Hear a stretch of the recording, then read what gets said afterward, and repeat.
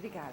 Bom dia, boa tarde a todos. Eu queria agradecer ao Sai e à Adriane pelo convite, pela oportunidade de estar aqui interagindo um pouco mais com vocês. Eu queria agradecer a vocês também pela presença. A gente sabe como os horários são escassos na universidade, né? E dizer que eu fiquei bastante contente com o interesse que o tema despertou, pelo número de inscrições, pela presença de vocês. E, por outro lado, também um tanto preocupada, né? Porque, afinal de contas, isso quer dizer que muitas pessoas talvez não estejam dormindo tão bem assim. Eu sou Maria Filomena Seolim, como a Adriane já começou a me apresentar. Eu sou enfermeira e, atualmente, eu dou aulas na Faculdade de Enfermagem aqui da Unicamp, né? E o meu tema de interesse na pós-graduação, né, a minha linha de pesquisa, é o sono e o sono em algumas condições específicas, principalmente a qualidade do sono. Daí veio esse convite. Então é interessante também essa oportunidade de divulgar isso com vocês. Eu não lembrei de colocar meu e-mail aqui, mas a Adriane tem meu contato e depois se alguém quiser alguma coisa a mais, eu fico à disposição. Tá? Eu trouxe mais perguntas, tá? Eu trouxe algumas perguntas que eu vou tentar responder junto com vocês até à medida que a gente for desenvolvendo a palestra. São perguntas que as pessoas me fazem em palestras, outras, ou então em alguma entrevista que a gente concede, ou perguntas que surgem no dia a dia, né? E aí eu direcionei para o interesse que eu imagino que seja, né, o de vocês aqui, pelo que a Adriane havia me dito. Tá? Então, em primeiro lugar, né, algumas parecem muito óbvias, mas vocês vão ver que nem mesmo os pesquisadores mais renomados têm respostas seguras sobre elas. Então, a primeira pergunta é: dormir é importante? Quais as funções do sono? Quais as consequências de você não dormir bem ou então de não dormir o tempo suficiente, considerado necessário? Qual a duração ideal do sono? Será que eu, né, estou dormindo o suficiente? Como que eu posso saber disso? Existe um horário ideal para dormir ou é indiferente? O sono pode influenciar no desempenho acadêmico? Também é uma grande dúvida dos pesquisadores que ainda não chegaram a uma resposta, né? Mas estamos chegando perto. Quais os fatores que auxiliam ou prejudicam o sono? E como têm dormido os estudantes universitários? Aí eu trouxe alguns resultados bem rápidos de algumas pesquisas que eu fiz aqui com estudantes universitários aqui, mas são amostras pequenas, tá? É mais para vocês terem uma ideia da coisa. E o que podemos fazer para dormir melhor, né? Então, como estratégia de marketing, eu deixei para o final para tentar manter todo mundo por aqui. Bom, começando então com a primeira pergunta, né?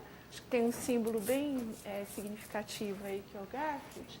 Como a gente pode considerar que o sono é importante? Para isso, a gente precisa primeiro, então, definir, né, o que é o sono. E como essa questão de como dormir melhor exige mudança de comportamento, é muito importante eu começar tentando realmente convencer todo mundo que dormir é muito importante, na hora certa. Bom, o sono é um estado fisiológico e comportamental singular, específico. Tem características muito específicas. E ele é cíclico, ou seja, uma coisa da qual a gente tem certeza é que a gente dorme e acorda, pelo menos em termos parciais a gente tem certeza disso. Bem, até um certo dia. Como definição comportamental, quais são as características do sono? Todo mundo sabe, a imobilidade, os olhos fechados, ou algumas pessoas dormem com olhos entreabertos. Talvez vocês já tenham reparado isso, até causa um pouco de susto na gente. A ausência de interação produtiva com o ambiente. Né? Durante o sono, quem já não foi fotografado numa posição um tantinho quanto comprometedora? Porque ele nos torna vulneráveis, né? Então, a gente perde a capacidade de interação produtiva com o ambiente. Por outro lado, isso tudo, todo esse comportamento, ele tem uma reversão bastante fácil, razoavelmente fácil, por meio de estímulos sensoriais, auditivos, táteis, né? Visuais, se você acender uma luz de forte intensidade no rosto do sujeito, der um beliscão, chacoalhar, etc. Então, são formas razoavelmente fáceis de reverter esse comportamento. Por outro lado, uma coisa bastante importante é que o sono nos torna muito vulneráveis em termos de comportamento, né, em termos de responsividade ao ambiente. Então, os animais procuram abrigos para dormir. A gente procura abrigo também. Colocamos milhares de cadeados e chaves e correntes e grades nas nossas portas para a gente ter a certeza de que a gente vai poder ter aquele tempo de vulnerabilidade ao restante. Então, nós nos protegemos.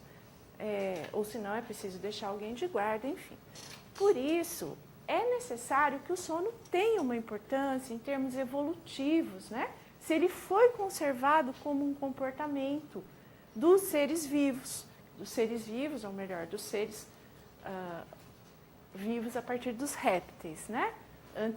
Na escala evolutiva, os peixes, por exemplo, os seres menos, entre aspas, aí, evoluídos, pelo menos em termos, né, de evolução biológica, eles não têm um comportamento que se diga que seja o sono, né? Eles têm alguns comportamentos semelhantes, uma vigília mais relaxada, enfim. Sono, quem tem, e bem caracterizado mesmo, são mamíferos e humanos. Os outros animais menos característicos. Bom, por que então que foi mantido esse comportamento, né? Se ele nos torna tão acessíveis? É porque ele deve ter importância, que a gente vai comentar ao longo dessa conversa. Existem também características eletrofisiológicas que permitiram, então, identificar diferentes estágios em uma noite de sono, diferentes tipos de atividade cerebral. Né? Essas ondas, elas são captadas pelo eletroencefalograma. E o que os pesquisadores que começaram a estudar o sono lá pela década de 40, 50 concluíram? Que existem dois grandes tipos de estágio de sono, né? Um é o sono com movimentos oculares rápidos e outro é o sono sem esses movimentos oculares rápidos. O sono com movimentos oculares rápidos, ele também é chamado de sono paradoxal, porque quando a gente olha o eletroencefalograma resultante, né, daquele estágio de sono, a atividade das ondas cerebrais, você diria, alguém que analisa aquilo diria que o indivíduo está em vigília. As ondas são de baixa amplitude e muito rápidas, de alta frequência. Então parece que o indivíduo está em vigília. Só que em termos comportamentais, ele está totalmente com a musculatura atônica, totalmente relaxado, sem movimentação. E é nessa fase do sono de movimentos oculares rápidos, ou sono REM, que se supõe que aconteçam os sonhos, ou a maior parte deles. Então, esse é um grande estágio do sono. Daí existe o outro estágio, que é chamado de sono não REM, ou sincronizado, que se divide em 4. E esses 4 de acordo com a sua profundidade. Tá? Então, existe desde o sono superficial, que são os estágios 1 e 2, e o sono profundo, que são os estágios 3 e 4. A gente usa uma representação gráfica para representar esses estágios ao longo de uma noite de sono. Então, o que vocês podem ver aí é, na abscissa, né, os horários, tá? E nas coordenadas, os tipos diferentes de estágio que aparecem. Vocês podem ver que ele é representado como se fosse uma escada, cujos degraus a gente vai descendo. Então, nós temos o estágio 1 e 2, que é pelo qual nós iniciamos uma noite de sono, isso vai se aprofundando, chega no estágio 4, que é aquela barra vermelha lá embaixo, né?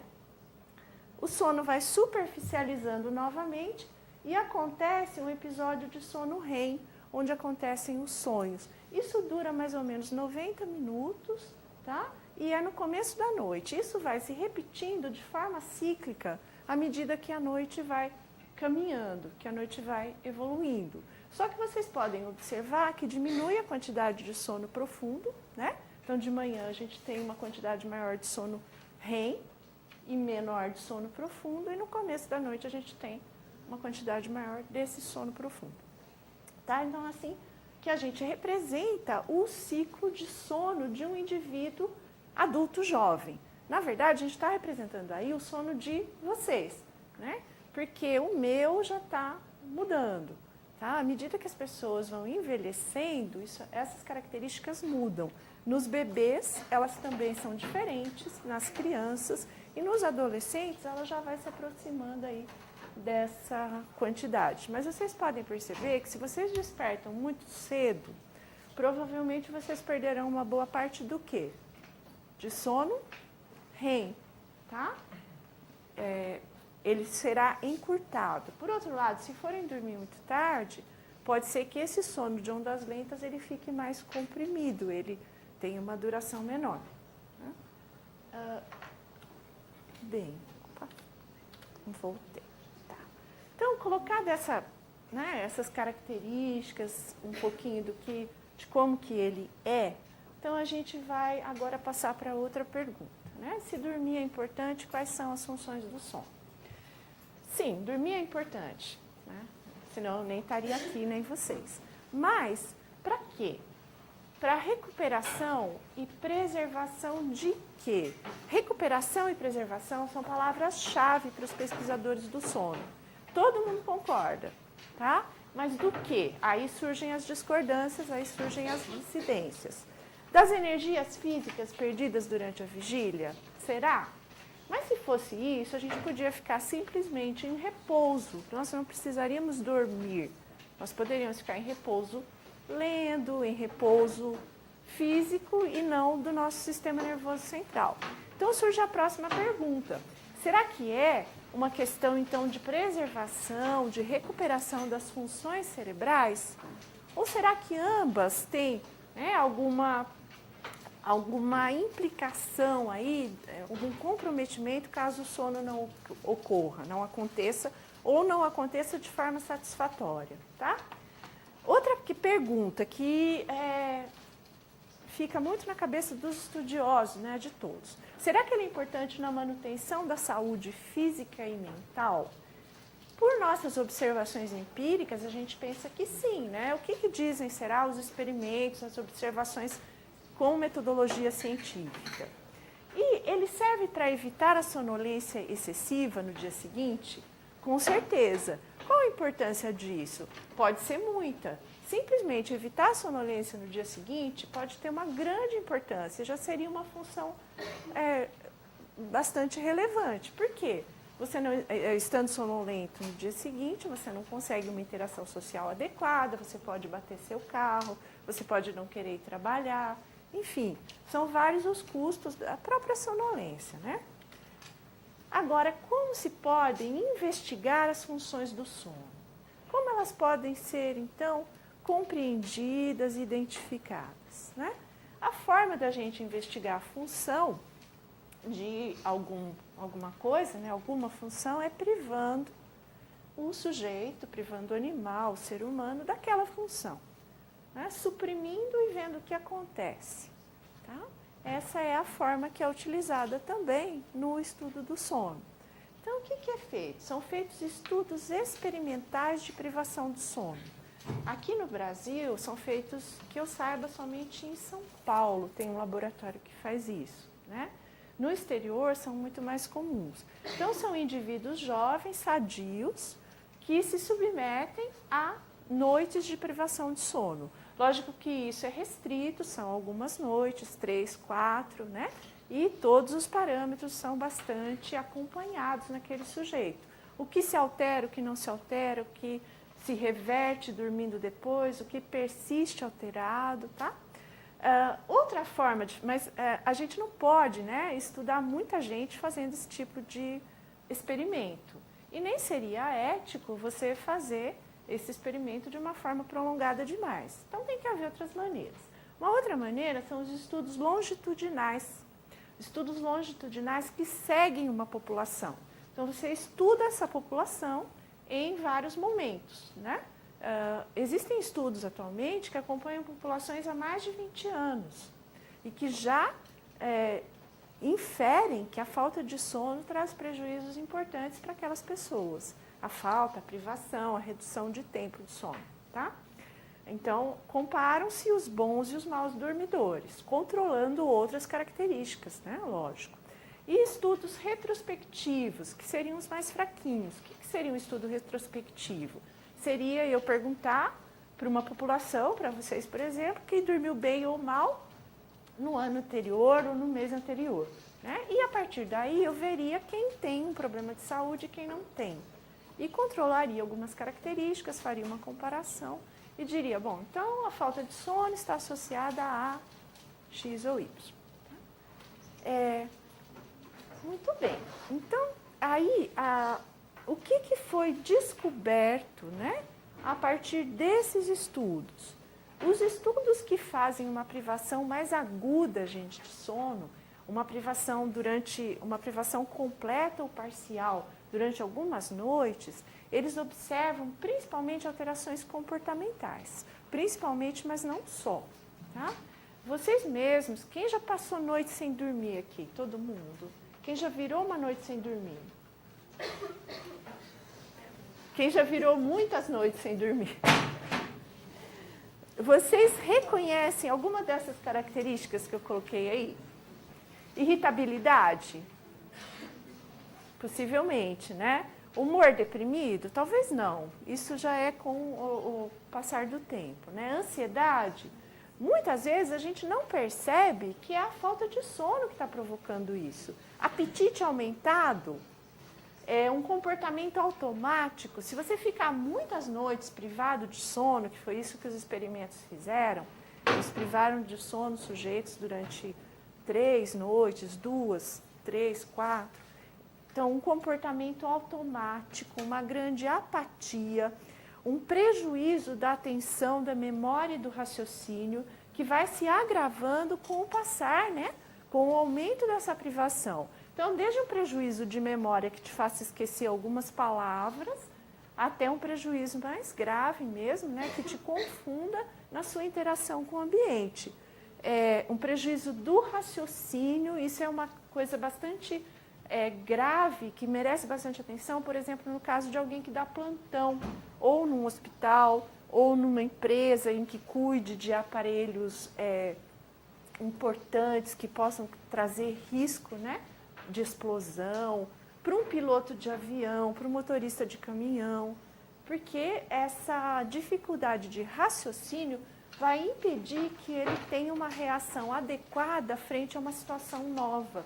Ele pode até ligar no piloto automático, né? No seu próprio piloto automático e tomar decisões simples. Mas as decisões mais complexas, após a privação de sono, elas vão constituir um grande desafio. E a chance de erros é muito grande, né? Vocês já ouviram provavelmente falar em...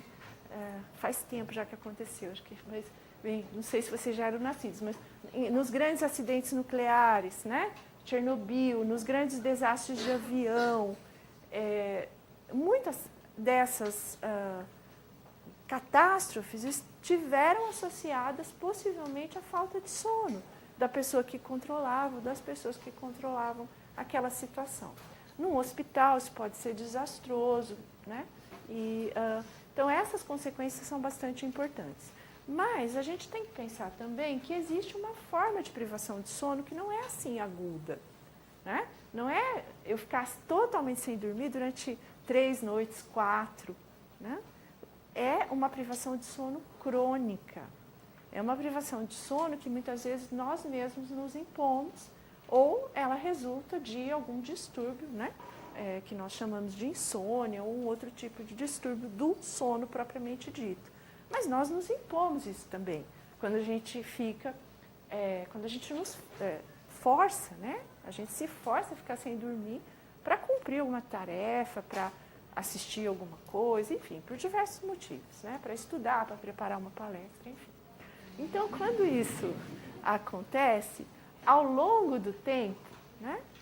A gente vai acumulando um débito de sono.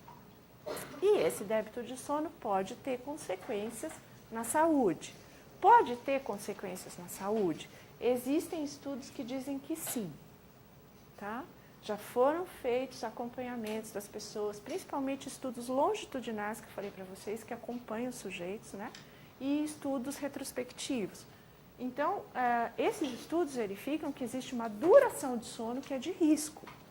Tá? coloca as pessoas em risco de ter essas doenças que estão escritas aí. Diabetes, intolerância à glicose, as doenças cardiovasculares, aí vocês podem pensar em infarto, em acidente vascular encefálico, né, o famoso derrame cerebral, tá? Hipertensão, que é muito comum no nosso meio, a obesidade, que é uma epidemia, né, atualmente em vários países, inclusive no nosso, e inclusive entre crianças e adolescentes, né?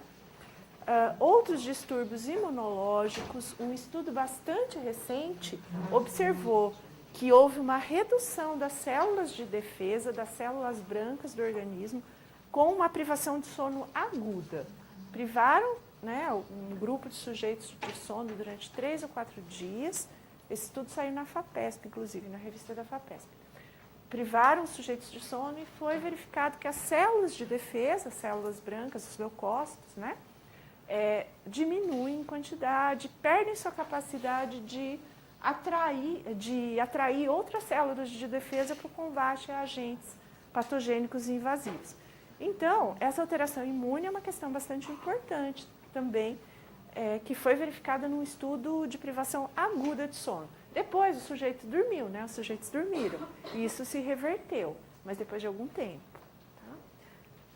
No caso da privação crônica já pode ser diferente, né? Essa reversão pode ser muito mais difícil. Câncer, tá? É muito ligada a presença de câncer de mama em mulheres que trabalham em turnos, enfermeiras, por exemplo, né? Enfermeiras que trabalham em turnos noturnos. Estudos retrospectivos mostram que a incidência é importante nessa população, que é uma população tipicamente privada de sono. Que mais? Câncer, já falei. Riscos de acidentes, nós já comentamos, né? Chernobyl, outras usinas nucleares que explodiram, etc, etc. E custos econômicos, porque você tendo todas essas doenças que estão listadas aí, você vai ter uma grande população que vai faltar do trabalho por diversos motivos, né?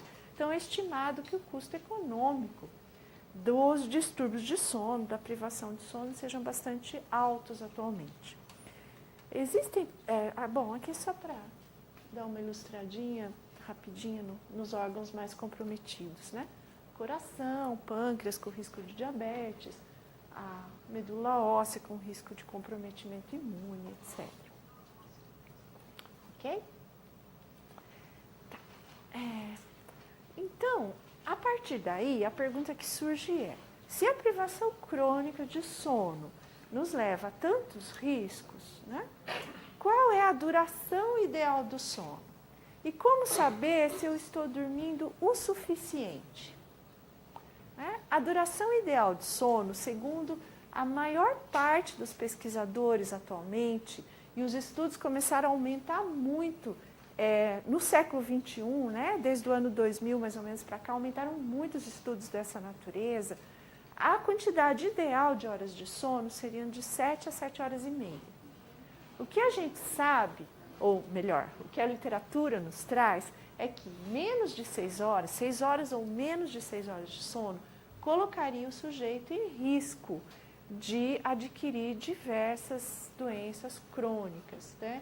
De ter hipertensão, de ter obesidade, de desenvolver uma doença cardíaca ligada a um comprometimento dos vasos sanguíneos, né? A vir apresentar um infarto do miocárdio, enfim, a ter problemas imunológicos, talvez até desenvolver um câncer, e também aqueles que dormem 9 horas ou mais. Principalmente no caso das pessoas idosas, né? Essa duração do sono superior a 9 horas é muito ligada ao aumento da mortalidade. Então, são parâmetros assim, importantes para a gente ter em mente, né? Como um fator de risco adicional, além de você ingerir gorduras, que todo mundo sabe que gorduras animais, que todo mundo sabe que é de risco, né?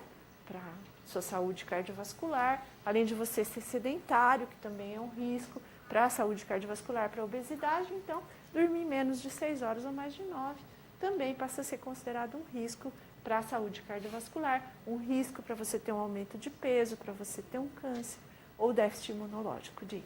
Por que dormir mais de 9 horas é um risco?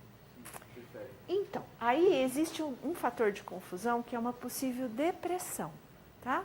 E muitas vezes esses estudos epidemiológicos, eles não conseguem te explicar a causa, tá? O que eles observam, por enquanto, é um fenômeno.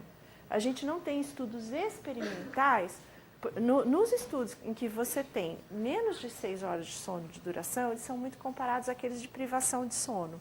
E o que acontece nesse caso? Você tem um aumento de circulação de algumas substâncias que são chamadas de citocinas, que são substâncias pró-inflamatórias. Elas aumentam a inflamação nos vasos sanguíneos, elas aumentam processos inflamatórios que explicariam o comprometimento cardiovascular. Por outro lado, existe também, eu vou mostrar um pouquinho mais para frente, nesse caso, principalmente da privação de sono, existe uma exposição aumentada à luz durante a noite, que suprime uma substância que se chama melatonina. Então, nesse caso, é possível investigar muito melhor por que menos de 6 horas traz, né, esse problema. Agora, não existem ainda estudos que colocam o sujeito em laboratório dormindo mais de 9 horas e estudos que façam essa investigação mais detalhada. Então, essa pergunta eu fico te devendo. Mas pode levar o quê?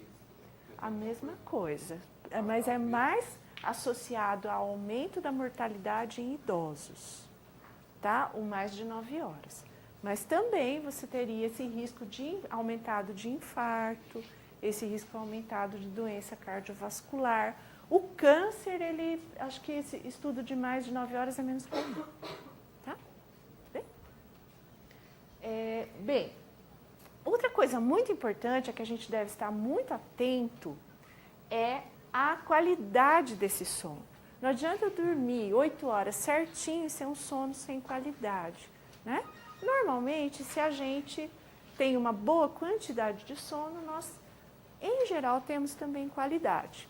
A não ser que você fique rolando na cama e tentando dormir, né, um período muito longo. Isso seria muito ineficiente. Outra coisa que é muito interessante de nós observarmos para nós inferirmos se dormimos bem ou não, o tempo necessário ou não, é a nossa sonolência diurna, né?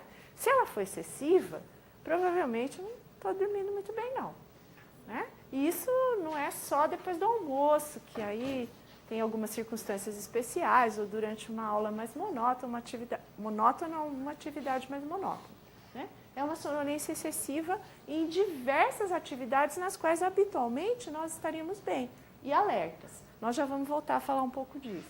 E, principalmente, gente, as variações interindividuais, tá? Porque quando veio essa pergunta, começou, não? Gustavo. Quando o Gustavo me perguntou por que 9 horas ou mais, certamente existem pessoas que, fisiologicamente, elas dormem menos de 6 horas. Elas não se privam de sono voluntariamente, o sono delas é bom, elas não têm sonolência diurna. Talvez você já tenha ouvido falar que Napoleão Bonaparte dormia muito pouco, tá? E considera-se, né, que ele seria saudável. Então, existem também diferenças individuais. Existem, vocês sabem, aquela coisa da curva de Gauss, né? Você tem muita gente no meio que precisa dormir 7 horas ou 7 horas e meia, a gente tem os extremos. Quem também não vai estar em risco se dormir somente 6 horas ou mais de 9.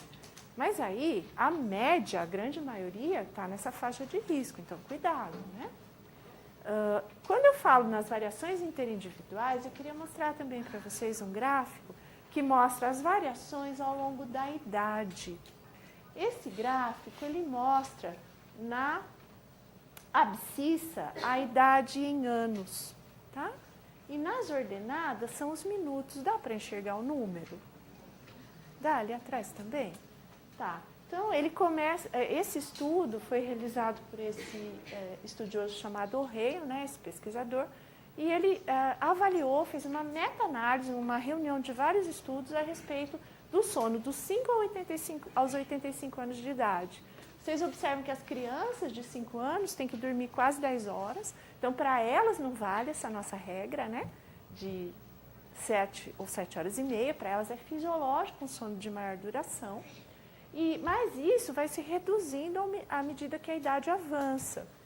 Com 85 anos, vocês podem observar que o que diminuiu muito é essa faixa preta. Dá para observar isso? Essa faixa é o sono de ondas lentas. É um dos estágios do sono profundo. Por isso que os avós de vocês, os meus, quando eram vivos, tinham um sono muito fácil de acordar, vamos dizer assim. Né? É um sono muito superficial e é um sono que não é tão restaurador quanto o nosso. Para a nossa restauração, principalmente das atividades do sistema nervoso central, esse sono de ondas lentas é muito importante. Existe um pesquisador que diz que o sono é do cérebro e para o cérebro. Que a gente poderia, ele contesta todas as outras colocações dos outros pesquisadores, né? Mas ele diz assim, que a gente poderia evitar muitos distúrbios simplesmente com uma vigília relaxada, simplesmente descansando. Só que o cérebro não descansa de outra forma a não ser dormindo. Então, nós precisamos do sono para o cérebro. Isso diz ele, né? O Jim Horn, um dos pesquisadores. Isso é verdade também. Precisamos do sono para o sistema nervoso central, com certeza. Né?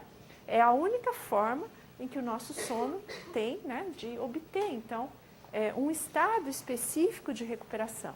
Mas as outras coisas também têm sido mostradas que ocorrem. Né?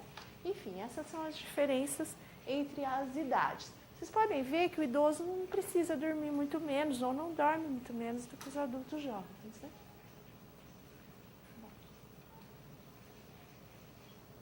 Como saber, então, se eu estou dormindo o suficiente? Será que vocês estão dormindo o suficiente? Como é a disposição ao despertar? Isso é uma pergunta muito importante. Tá? Depende do que eu vou fazer durante o dia, né? Com certeza. Mas, em geral, como é? Como é o meu desempenho durante o dia? Tá? Como que eu consigo, né, reagir, como que eu consigo me relacionar, como que eu respondo aos desafios do ambiente. Né? Isso é o meu desempenho durante o dia. Tá? Como são as sensações de fadiga que eu tenho? Eu tenho fadiga, eu tenho sonolência diurna excessiva. E como que eu me comporto nos finais de semana? Se eu posso estender meu sono, normalmente a gente pode estender o sono no final de semana. Isso não vale para as mulheres que já têm uma certa idade, que têm uma casa para cuidar, etc, etc. Mas para vocês eu penso que ainda vale. Tá? Então, como vocês se comportam nos finais de semana? Vocês estendem o sono ou ele tem a mesma duração? Quem estende? E quem não estende? Que sorte, gente. Bom, então vamos testar a intensidade da nossa sonolência diurna? Eu trouxe para vocês responderem, vocês mesmos vão somando seus pontos. É um questionário bem simples, muito usado para a identificação de sonolência diurna normal ou excessiva. Tá? Então, tem as instruçõezinhas aí, né? Qual é a probabilidade de você cochilar ou dormir e não apenas se sentir cansado? Nas seguintes situações, daí vem as situações lá embaixo. Considere o seu modo de vida e mesmo que você não tenha vivido algumas, com base nas outras, imagine o que aconteceria. Daí você escolhe 0, nunca ia cochilar, 1 é pequena probabilidade, 2 é média e 3 é grande. Então, são 8 perguntas, sentado e lendo, qual seria a probabilidade, vão fazendo as suas continhas, assistindo TV, sentado quieto em lugar público, por exemplo, em um teatro, reunião ou palestra. Andando de carro por 1 hora sem parar como passageiro. Tá? Ao deitar-se à tarde para descansar quando possível. Sentado conversando com alguém, aí é duro, né? Mas... Agora, vocês imaginem assim, depende do horário, né? Tem uma hora que se eu sentar para conversar com alguém, eu vou dormir. Mas tentem imaginar isso durante o dia, tá? Sentado quieto após o almoço, sem bebida com álcool e em um carro parado no trânsito por alguns minutos. Somaram? Então, soma, por favor.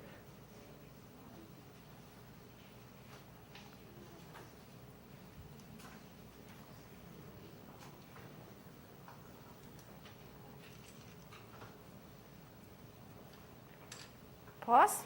Alguém somou? Não? Quase. Alguém somou menos de 10 pontos? Menos de 10. Então, eu vou mudar a pergunta. Alguém somou mais de 10 pontos? Mais de 20? Mais de 20, ninguém. Não. 15. 15. Tá.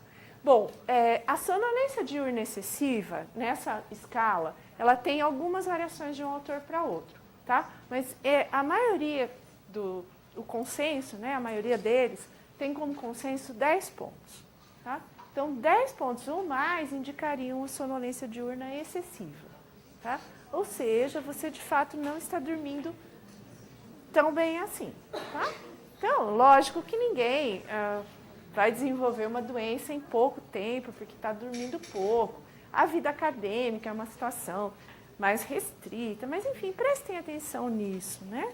Prestem atenção e tentem pensar se não vale a pena mudar alguns comportamentos, como a gente vai falar mais para o final, se for o caso, tá? Muito bem. Existe um horário ideal para dormir? Alguém arriscaria me falar num horário ideal para dormir? Depende da balada? Depende da prova no dia seguinte também, né? Das 10 às 6. Oi? Das 10 até a meia-noite de dia? Da meia-noite às 10. Ah, das 10 à meia-noite só? Ah, para ir dormir. Ah, entendi. Ah, tá certo. Claro, claro. Das 10 à meia-noite. Você pode escolher 10, 11, meia-noite. Na privação de sono. Alguém acha que é mais cedo, mais tarde? Na verdade, tem duas coisas. Isso é uma pegadinha, tá? O melhor horário para dormir é à noite. Na verdade, eu diria junto com o colega ali que é das 10 às 6, tá? Ou melhor, das 10 às 6 com um período. E concordaria com você que das 10 à meia-noite seria muito bom. Porque a gente está indo dormir à noite. A gente vai passar a noite dormindo, tá? Existe dentro disso diferenças individuais, certo? Tem pessoas que são chamados vespertinos. Os vespertinos gostam de dormir tarde. Há um tempo atrás, eles eram tratados injustamente de boêmios, de preguiçosos. Não é, gente. Isso é uma determinação genética. Isso é uma determinação biológica e não só comportamental. Eu sou vespertina também. Aí, tem os indiferentes que conseguem manipular melhor seus horários de sono e tem os matutinos. Os matutinos são aquelas criaturas que, às 5 horas da manhã, acordam felizes da vida. E às vezes até põe música. Terrível, né? E às 9 da noite, pode esquecer, né? Porque ele não vai com você na balada, não vai tomar cerveja, não vai nada. 9 da noite que ele quer dormir. Brincadeiras à parte, né? Esses tipos, a gente chama de cronotipos, eles já são muito bem definidos pelos estudos, né? Que se ocupam disso, né? Que se ocupam das nossas variações temporais. Porque a gente tem variações temporais ao longo do dia. Vocês já devem ter ouvido falar nisso. Existe uma ciência que se chama cronobiologia, né? Existe todo um ramo da ciência que estuda essas nossas variações temporais e que sabe que o nosso organismo sabe se é noite ou se é dia. Tá? Não somos só nós, em termos conscientes, que sabemos, mas o meu fígado sabe, o meu coração sabe, e ele espera que o que é para acontecer de dia, aconteça de dia, ou seja, que você se alimente de dia, que você esteja ativo de dia, que você durma à noite. Uma inversão disso é maléfico para o nosso organismo. E tudo começou porque o nosso mundo, né, a nossa Terra, ela surgiu desde muito tempo, muito tempo atrás, com uma alternância entre claro e escuro, entre dia e noite. Tá? Então, nós evoluímos nesse ambiente. Nós evoluímos, né, considerando uma evolução do ponto de vista biológico, num ambiente temporalmente organizado, em que a certeza que se tem é que o dia dura 12 horas e a noite dura outras 12. com variações conforme a latitude em que você se encontra, né? Suécia, círculo polar ártico, Groenlândia, etc. Lógico que as durações são diferentes. Mas isso é a maior certeza que a gente tem, que a noite segue o dia. E isso influenciou a que sobrevivessem, em termos evolutivos, os seres vivos adaptados a essas variações. E não somente adaptados, mas aqueles que conseguiam antecipar essas variações, que se preparavam antes de anoitecer para a noite. Não necessariamente em termos comportamentais, mas em termos fisiológicos, né? Então existe, vamos dizer assim, um slowdown, né? Uma tranquilizada no nosso organismo quando a noite vai chegando, em termos fisiológicos, tá? A nossa pressão arterial diminui à noite, a nossa temperatura corporal diminui à noite, o nosso ritmo cardíaco diminui à noite. Esteja você dormindo ou não. Só que se você não estiver dormindo, o seu organismo vai estar sendo forçado, né, a fazer atividade no momento que não é adequado para que ele faça. Bom, vamos prosseguir. Como eu falei para a Adriana, eu falo muito e esqueço dos slides. Nós temos pelo menos 3 relógios que regulam nossa vida. Um relógio social, um relógio solar, que é o ambiente geofísico, né? O social são os nossos compromissos, e um relógio biológico, que é interno. E esse relógio biológico, ele está aonde, gente? Alguém já estudou esse assunto? É muito lindo. O nosso relógio biológico, ele se localiza numa região do cérebro, aqui é um corte sagital do cérebro, porque eu sei que tem estudantes de exatas, de humanas, que talvez não estejam muito acostumados com essa imagem, não tenho tanta certeza. É um corte sagital, né? Eu cortei o cérebro de assim, né? E eu estou vendo ele de ladinho, né? Então, o que eu vejo ali, né? É uma porçãozinha muito pequena de uma região que se chama hipotálamo, que está circulada em vermelho, que é o núcleo supraquiasmático. Esse núcleo é considerado o nosso relógio biológico, ou o nosso relógio biológico principal, né? Talvez existam outros, mas ele é o mais importante, né? E ele se situa, vocês podem ver, bem próximo, ou pelo menos eu posso dizer isso para vocês, ele se situa sobre uma região que se chama quiasma óptico, tá? Esse quiasma óptico é a região que recebe as fibras da inervação dos nossos olhos, né?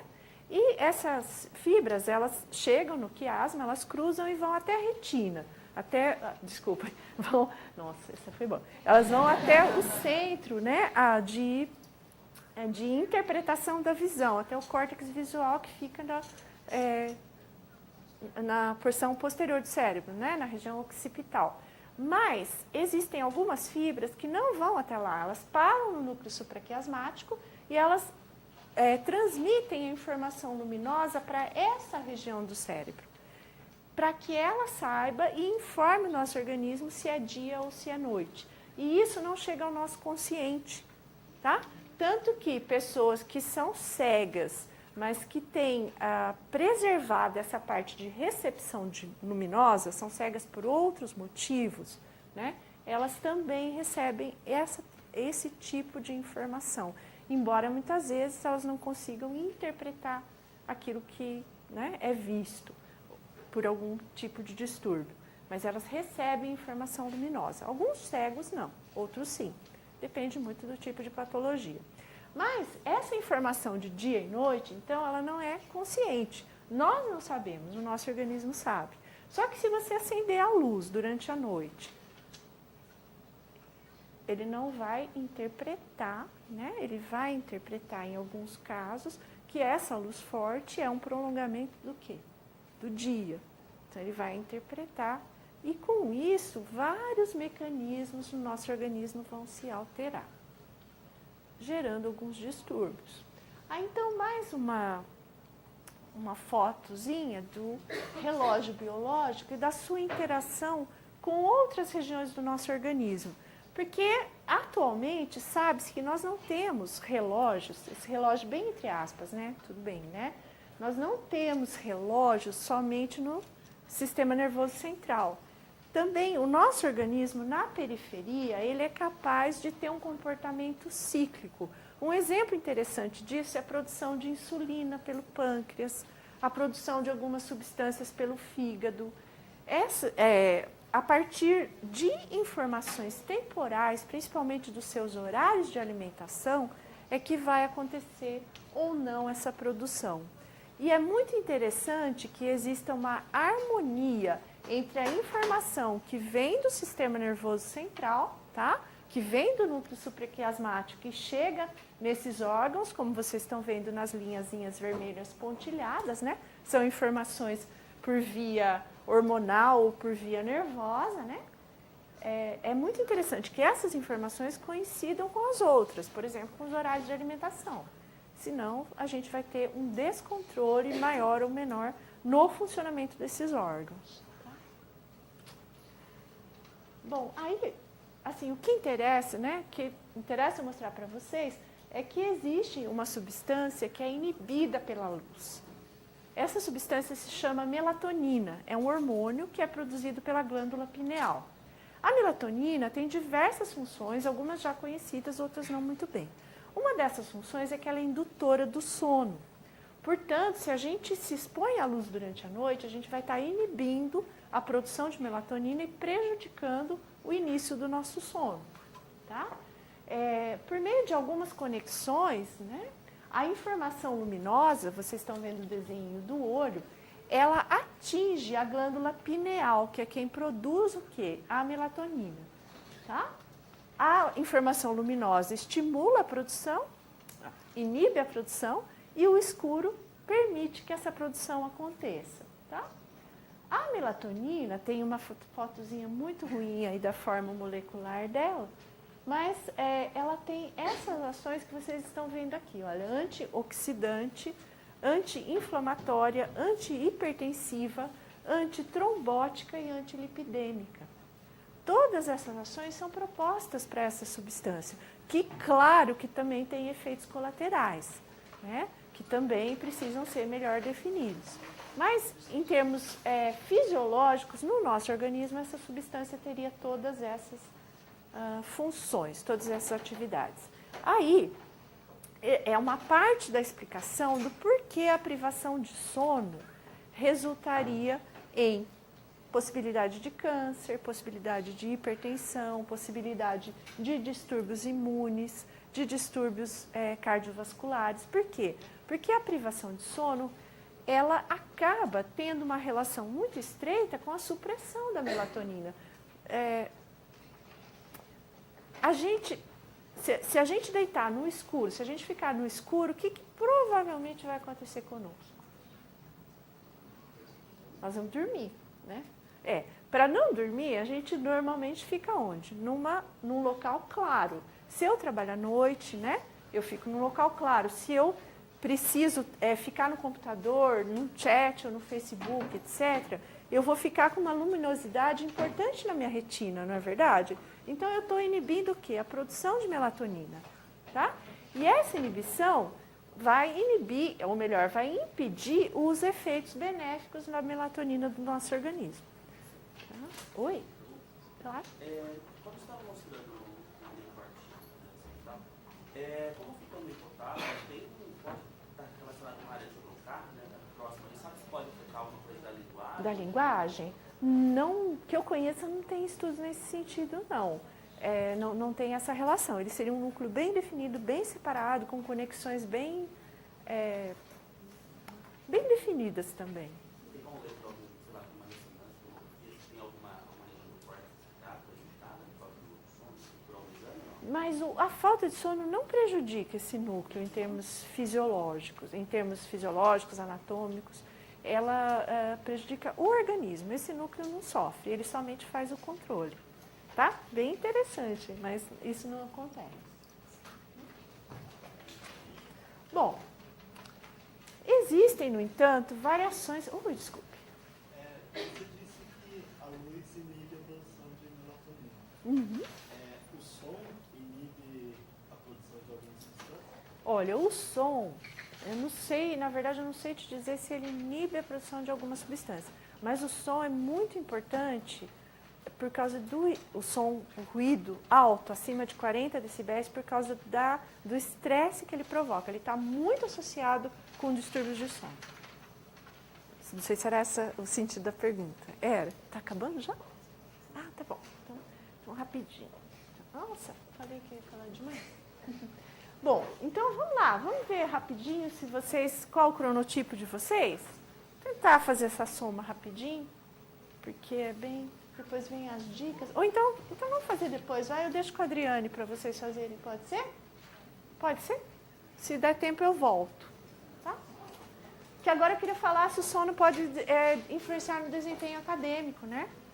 E existem muitos estudos a esse respeito, só que é muito difícil da gente mapear isso, porque são muitas as variáveis envolvidas, né?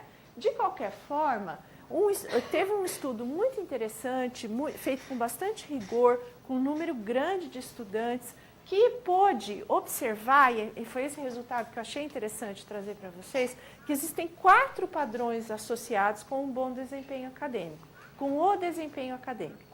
Então, é a quantidade de sono, a qualidade, a regularidade e a preferência de horários, tá? E o mau desempenho, ele parece estar associado nesses sujeitos que foram estudados, né? Mas é uma boa sugestão para nós, a privação de sono, a irregularidade dos horários de sono, ou seja, ir dormir cada dia num horário variado demais, ao sono de má qualidade, aquele do qual você desperta cansado, indisposto, insatisfeito, e a horários tardios. Então, as pessoas vespertinas, elas estariam mais sujeitas a um mau desempenho acadêmico. Só que aí tem um contaminante, vamos dizer, né? Uma covariável que é importante, que muitas vezes os vespertinos também participam mais de baladas, faltam mais das aulas que acontecem de manhã. Então, esse fator seria um confundidor, tá? Desse último resultado. Mas vale a pena a gente ter isso em mente. O estudo completo está com a referência aí abaixo. Quais os fatores que auxiliam ou prejudicam o sono, que já são conhecidos? Bem, o álcool, principalmente próximo da hora de dormir, né? O álcool na hora te relaxa, né? Dá sonolência, mas depois ele contribui para um sono ruim durante o passar da noite, né? Quem ingere álcool tende a ter um sono interrompido depois. A nicotina, seja em forma de cigarro, seja em forma de pets, de chicletes, qualquer forma, ela interfere no sono. A cafeína, café, chocolate, chá preto, chá mate, alguns refrigerantes, tipo Pepsi, Coca-Cola. Sedentarismo e refeições pesadas perto da hora de dormir e dispositivos eletrônicos. Os dispositivos eletrônicos, tipo um laptop, né, um notebook, um iPad, etc., eles são muito responsabilizados hoje em dia por má qualidade do sono, principalmente de jovens como vocês, porque é sabido que a gente fica, vocês, né, os jovens, fica na frente do computador, fica no chat, às vezes vira uma boa parte da noite, né? Ou trabalhando, que seja, ou mesmo em diversões, né? Diversas, jogos, etc. Então, esses dispositivos, eles têm sido responsabilizados por uma redução importante de sono da população jovem no mundo. E, em consequência, diabetes, obesidade, etc. Eu queria mostrar... Oi, desculpa. Mas ele só interfere no sono se você, no caso, deixa de dormir para... Sim, com certeza. Mas se você, por exemplo, usa durante o dia, mas dorme nos horários regulares, Não. então não vai haver... Exatamente. Como é seu nome? André, isso mesmo, André, você colocou muito bem colocado. Se você se privar de sono para utilizar esses dispositivos, certamente. Aqui algumas características de sono dos estudantes de enfermagem quando eles entram na primeira atividade prática no hospital. Eles começam muito cedo, às 10:50 da manhã. E vocês podem ver ali onde está em negrito que eles têm uma redução importante do horário de acordar e uma redução do tempo de sono. Eles passam a dormir em média 376 horas, ou seja, 6 horas e 16 minutos. Eles estão próximo da faixa de risco que a gente havia comentado, né, com vocês. Então, isso nós estudamos aqui mesmo com estudantes do nosso curso de graduação. E um estudo anterior que... acho que está meio pequeno, né? Que eu realizei com uma aluna que mostra... que mostra o quê? Que durante as férias, que é a primeira tabela, né, os estudantes matutinos, vespertinos e os indiferentes, eles conseguem ir dormir e acordar no horário de preferência deles, né? Então, vocês veem, ali está circulado em cor de laranja, que os vespertinos, eles vão dormir meia-noite e acordam às 9 horas da manhã. Começando as aulas, eles têm que adiantar os horários de sono. Então, eles passam a dormir às 23 horas, 23 e pouco, e passam a acordar às 6 horas e 19 minutos em média. E tem uma redução de meia hora de sono, que nem parece tanto, né? Mas eles ficam com em torno de 7 horas somente, um pouco menos de 7 horas de sono, tá? E isso acontece com todos, tanto vespertinos como matutinos, como indiferentes. Todos têm que forçar seus horários para se adaptar à universidade. Bem, e o que a gente pode fazer para tentar dormir melhor? Como eu falei para vocês, o sono é um comportamento. E mudanças na qualidade e na quantidade de sono implicam em mudanças de comportamento. Aí depende de vocês estarem dispostos, né, a adquirir esses outros comportamentos que brigam com algumas coisas, na verdade, da vida universitária para dormir melhor, face a todas aquelas desvantagens da falta de sono que a gente apontou. Né? No caso das meninas, eu, pelo menos, ficaria bastante assustada com a questão da obesidade. Mas isso é uma brincadeira, porque é importante para todo mundo. Né? Bom, higiene do sono. O que é a higiene do sono? São práticas que a gente deve adquirir na nossa vida para obter um sono de melhor qualidade. Isso segundo o Jim Horn, que é um pesquisador muito importante da Inglaterra. Tá? Então, adquirir comportamentos que promovam um sono de boa qualidade, evitar os fatores que prejudicam o sono e ensinar o seu organismo que é hora de dormir. Como? Aí vem uma lista de receitas, vem uma fórmula, tá? Vocês vão ler, né? Vocês depois, não sei se a Adriane pode passar o material para quem tiver interesse no Facebook. Mas a verdade é que a gente vai seguir alguns comportamentos e outros não, à medida em que a falta de sono nos incomodar, nos preocupar e for deletéria para a nossa vida. Saber que isso vai atrapalhar o início do seu sono. Tá? Mantenha o quarto tranquilo, arrumado, silencioso e escuro. Use colchão, travesseiro e lençóis confortáveis. Evite temperaturas extremas no quarto, muito frio ou muito calor. Tente manter um ambiente agradável para ser condutor ao seu sono. Mantenha horários regulares para dormir e principalmente para acordar. Né? Uma pessoa com problemas de sono, ela deve ser o mais regular possível para ensinar o organismo, né? Ajudar o organismo a entender que é hora de dormir. Use sua cama somente para dormir. Tá? Não leia, não, existe também, os autores ainda comentam, dormir e atividade sexual, tá? Não leia, tudo bem, não leia, não assista TV, não faça refeições na cama. Sobretudo, não faça da sua cama uma mesa de escritório. Não fique trabalhando e resolvendo seus problemas no leito, porque eles vão te conduzir a um sono de má qualidade. Eles vão fazer com que você associe a sua cama com coisas desagradáveis, que são diferentes do sono. Tá? Bem, eu acho que como dicas era isso. Tem o Horn-Stibeg, o questionário, mas acho que a gente esgotou o tempo. Dá tempo? Dá tempo? Podemos fazer o questionário para vocês verem se são matutinos ou vespertinos?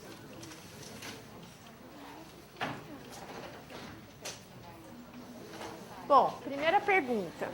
Se você pudesse escolher um horário para levantar, ao seu gosto, vão anotando a pontuação de vocês, por favor, tá?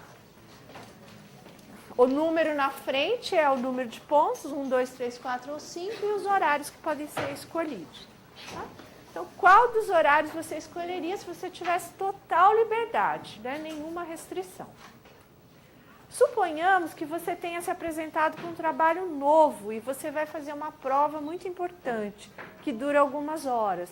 Qual o horário que você escolheria para fazer? Tá? Anote a pontuaçãozinha.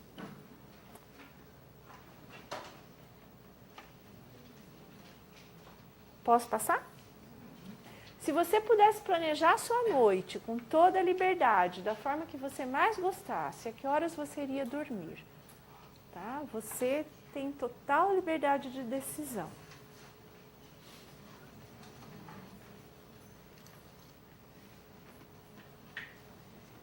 Ok?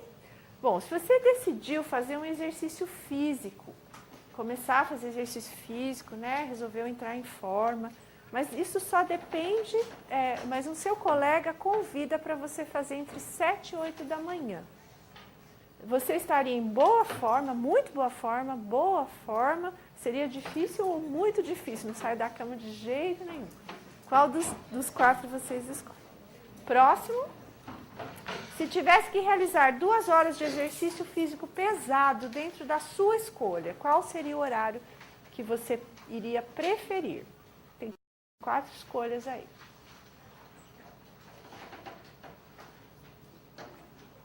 Tudo bem? Pode passar? Ah, tem um de baixo. Ah, obrigada. Se você fosse dormir às 23 horas, qual nível de cansaço estaria sentindo?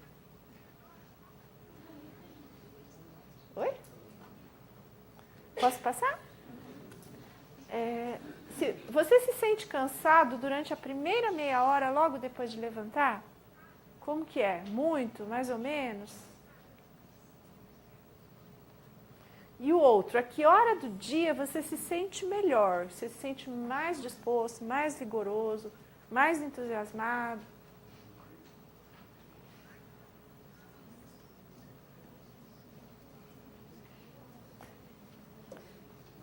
Posso passar? Tem mais uma. Exercício físico, caminhada ou exercício físico entre 22 e 23 horas. Como você se sentiria? Estaria em boa forma, muito boa forma? Seria difícil ou muito difícil nesse horário?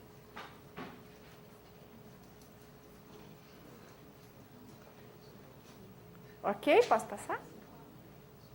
Agora, deem uma somadinha, daí vocês vão ver que vocês obtiveram. Aqui, esse autor desse questionário, ele faz uma divisão nos muito matutinos, moderadamente indiferentes ou intermediários, moderadamente vespertinos e muito vespertinos, ou definitivamente. Alguém já se identificou? Quem é vespertino? Muito vespertino. É difícil mesmo no extremo. Quem é vespertino, moderadamente? Quem é intermediário? É a curva de Gauss, né? É o esperado. E matutino? Quem é? Quem vai confessar? Matutinos, é? E vocês sentem isso na vida de vocês? É assim? Isso tem um correspondente genético, tá? Tem genes que determinam isso. Gente, muito obrigada pela atenção. Agora são as perguntas, se alguém as tiver. Gente, olha, 2 recadinhos. Então, se a professora permitir, eu posto, até tem os links, esses links para vocês no Facebook do SAI, que é o Facebook.com/Unicamp-SAI, e também mando pelos e-mails. Só que eu só posso mandar pelos e-mails da DATA, ok? Quem não redireciona, vai até o e-mail da DATA. Aí eu mando se a professora disponibilizar para vocês, ok? Vamos lá, não sei. 15 minutinhos para a apresentação. Se não existe a menor possibilidade durante o dia, né, durante a noite, na verdade, você cumprir essas 6, 7 horas de sono, você falou, e você tem a opção de repente adequar a rotina para repor essa 1 hora que ficou faltando, ou meia hora de descanso, isso ajuda? Durante o dia? Durante o dia, no período da tarde. Então, isso é super controverso na literatura, mas assim, o que é mais consenso, né? Sim, se você dormir menos de 1 hora e antes das 3 da tarde. Menos de 1 hora e antes das 3 da tarde, tá? Bem curtinho, tem uma questão que falou que se você dorme muito tarde, você sono lento, principalmente, né? Se dorme muito tarde, perde principalmente sono de ondas lentas. Mas aí, nesse caso, se for dormir lá pelas 2 da manhã, você perde, com certeza? Não, você não perde totalmente, você reduz, tá? Você reduz. Aí depende da eficiência do seu organismo em obter mais ou menos. O sono de ondas lentas, ele é muito importante. Então, o organismo tende a economizar esse sono, digamos assim. Mas por que o horário influencia tanto assim? Por que esse horário específico? O horário influencia muito porque você tem diversos outros acontecimentos no seu organismo, que eu acabei não falando nisso, que estão acontecendo nesses horários. Então, se você atrasa muito, adianta muito, esses acontecimentos ficarão descompassados. Produção de outros hormônios, como o hormônio de crescimento, por exemplo. Resumindo bem. Pessoas que nesse grau têm um sono menor, Então, é que você sendo vespertino, é a sua determinação genética, uma constituição biológica. Então, você sendo vespertino, a sua tendência é ir dormir mais tarde e acordar mais tarde.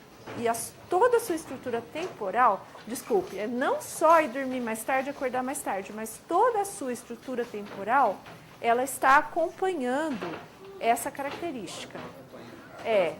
Isso. Os vespertinos, então, tudo que a gente falou que acontece em determinado horário, para os vespertinos é mais tarde e para os matutinos é mais cedo. E no caso do vespertino dormir mais cedo, que ele seria tocar? Se ele conseguir, tudo bem. O difícil, muitas vezes, para o vespertino é conseguir dormir mais cedo. Mas ele, no caso, acompanha. Sim, sim.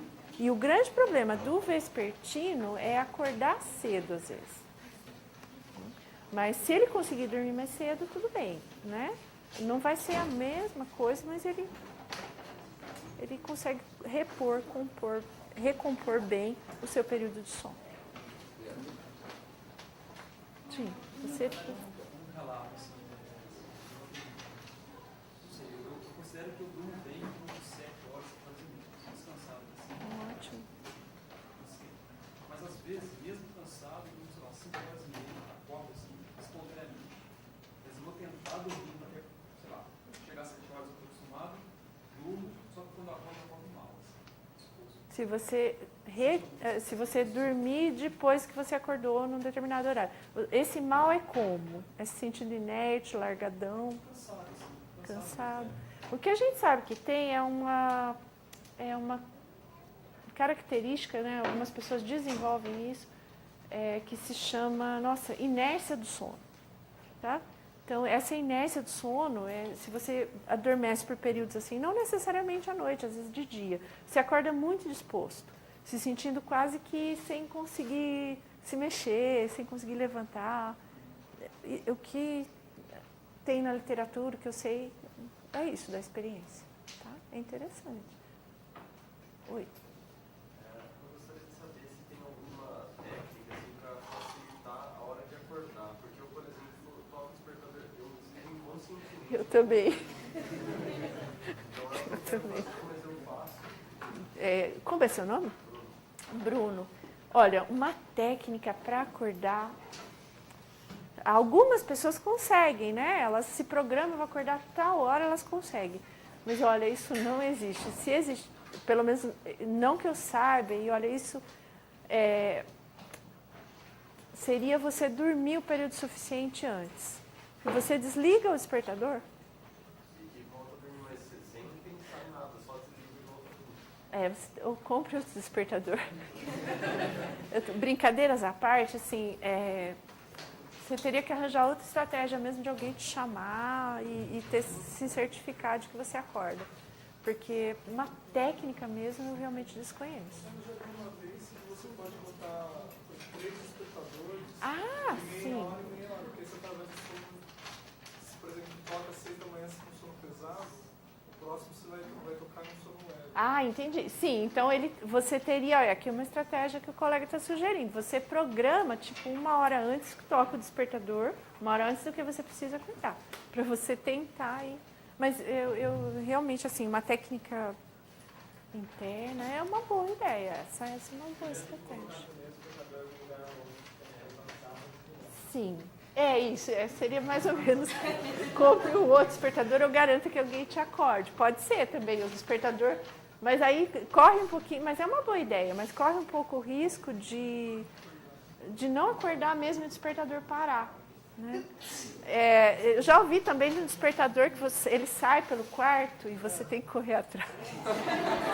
E aí não tem jeito, né? Aí você tem que acordar. Mas, olha, eu te confesso que eu tenho um problema parecido.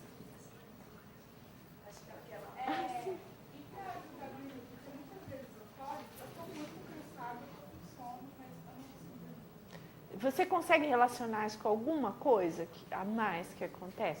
Muitas vezes, situações de extremo cansaço, elas não são mesmo condutoras do sono.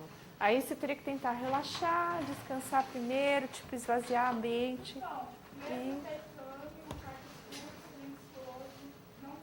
Não dorme. Nesse caso, a recomendação é ficar 20 minutos deitada. Se você não conseguir sair, vai fazer alguma coisa bem assim na penumbra e evitar ficar na cama rolando.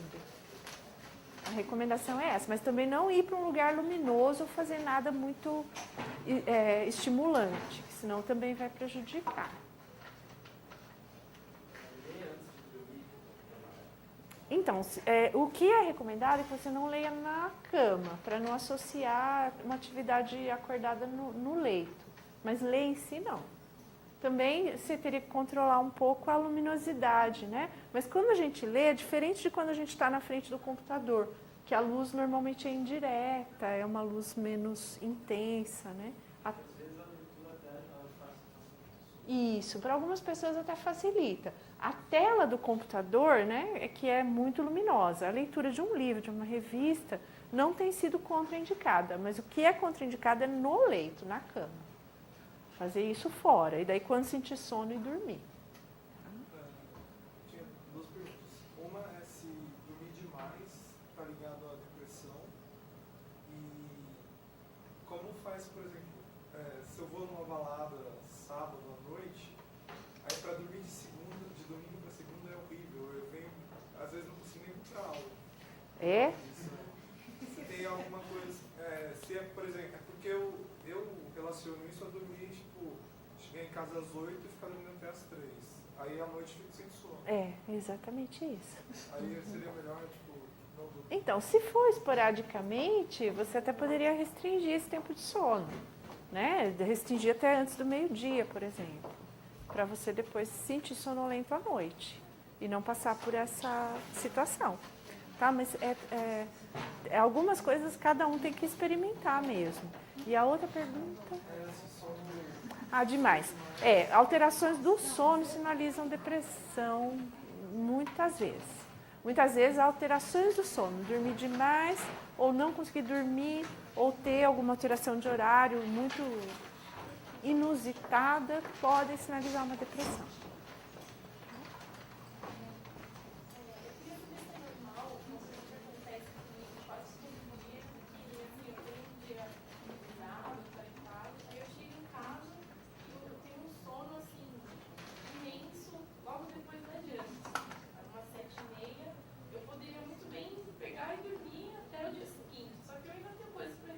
Entendi. Aí eu resolvo essas coisas, me dá 11 horas, então eu não tenho sono nenhum. Acabou o seu sono, né? Acabou o meu sono. Então eu fico na dúvida, será que eu aproveito assim, das 7h30, 8 horas da noite e durmo bem? Ou se eu deixo pra mais tarde, porque eu tenho que resolver certas coisas ainda, e aí já... Aí você perde o bonde, você perde o trenzinho do sono. É normal isso? Então, existe um pesquisador que estudou isso muito bem. Ele chama Charles Eisler. E é muito bonito o estudo dele. A gente tem certas zonas que chamam zonas de manutenção da vigília, zonas temporais nas nossas 24 horas, tá?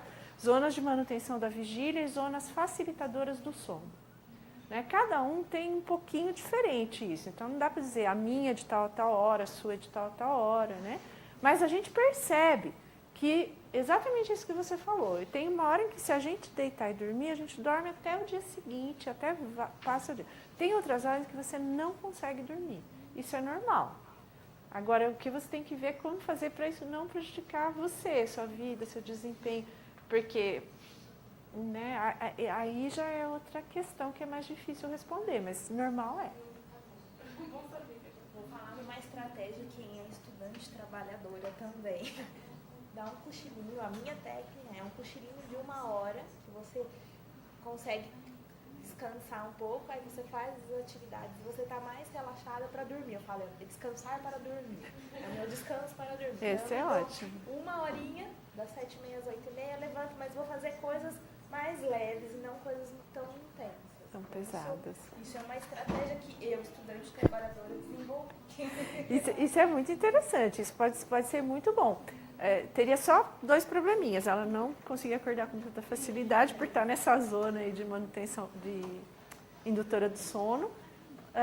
E algumas pessoas têm inércia do sono, como é seu nome? Francis Mar, como o Francis Mar falou.